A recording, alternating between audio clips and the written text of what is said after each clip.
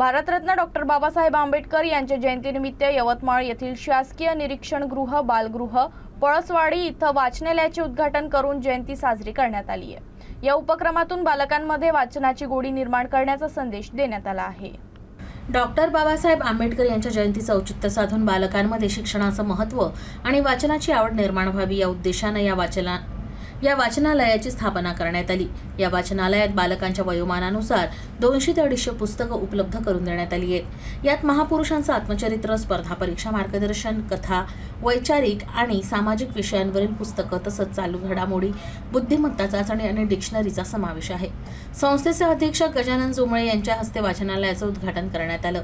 यावेळी कर्मचारी वर्ग देखील उपस्थित होता। तर हा उपक्रम बालकांसाठी प्रेरणादायी ठरणार असून जिल्हा महिला आणि बालविकास अधिकारी मारुती पवार यांनीही या उपक्रमाचं कौतुक केलंय। जिद्द आणि कष्टाच्या जोरावर यश मिळवता येतं याचं जिवंत उदाहरण म्हणजे यवतमाळच्या रुपाली गायकी। राघवी लाडकी तेलघाणा या गृह उद्योगाच्या माध्यमातून त्यांनी गृहिणीपासून यशस्वी उद्योजकेपर्यंतचा प्रेरणादायी प्रवास केला आहे। पाहुयात एक विशेष वृत्तांत। यवतमाळ जिल्ह्यातील कापरा मेथड गावातील रुपाली गायकी यांनी बेताच्या आर्थिक परिस्थितीतून मार्ग काढत उद्योजकतेचा मार्ग स्वीकारला। शेतीवर अवलंबून असलेल्या कुटुंबाचा उदरनिर्वाह कठीण होत असताना त्यांनी महिला बचत गटाच्या माध्यमातून पहिली पायरी गाठली। आरोग्यदायी संकल्पना लक्षात घेत त्यांनी राघवी लाकडी तेलघाणा हा उद्योग सुरू केला। कृषी विज्ञान केंद्र यवतमाळ येथून प्रशिक्षण घेत त्यांनी या व्यवसायाची सुरुवात केली।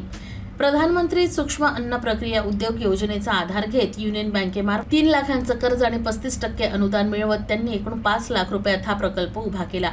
या उद्योगातून वार्षिक 5 लाखांची उलाढाल होत असून त्यांच्या कुटुंबासाठी हा शेतीपूरक व्यवसाय आर्थिक सक्षमतेचं साधन ठरत आहे। रुपाली गायके यांचे पती आणि मुलगा देखील या व्यवसायात त्यांना साथ देत आहेत। तेलासोबतच त्यातून मिळणाऱ्या ढेपेची विक्री करून उत्पन्न वाढवलं जात आहे। नगर परिषदेच्या सहकार्याने बाजारपेठ दुकान उपलब्ध झाल्यामुळे त्यांच्या उत्पादनाला चांगला प्रतिसाद मिळत आहे। भविष्यात इतर महिलांना रोजगार देण्याचं ध्येय ठेवत शासनाच्या योजनांचा लाभ घेऊन महिलांनी आत्मनिर्भर व्हावं असं आवाहन देखील रुपाली गायके यांनी केलंय।